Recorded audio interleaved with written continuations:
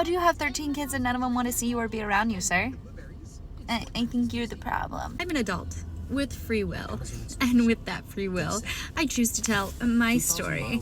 These are all of the things that my father has done to me that would send your high energy dad into a coma. Well, I don't know about your dad, but it definitely sent my husband into one. When I was 18, I was sleeping on his living room floor, and he came out and ripped a pillow out from under my head. And then when I got up and I was like, what's going on? Well, I dared to step on his authority. And I got in his face and I was like, yo, bro, you can't do that to me. And he proceeded to smack me right across the face, right in front of everybody, at the ripe age.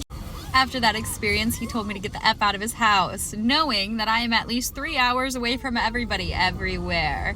I then sat on the corner of the curb, crying, sitting there with no phone, no shoes, in the rain, 2 a.m., for the next hour, because I had no idea what to do, until my stepsister took me into her house that I was just kicked out of because I wouldn't clean her baby's poop off of the wall. When I came inside, I crawled into a toddler bed with no blanket and wet clothes, where my father then came and apologized and told me I was his favorite daughter and to please never do anything like that again, because he needs to show his authority and his leadership to the family. And I think this might be the last one for right now, because this is going a lot longer than I thought.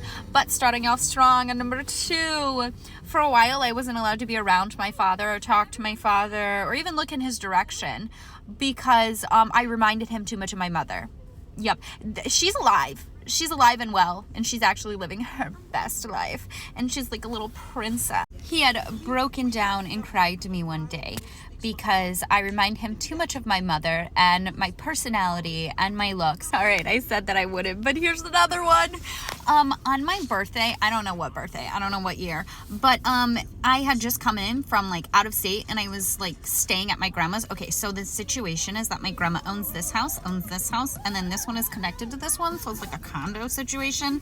And so it's like boom, boom, boom. And my grandparents owned it, right?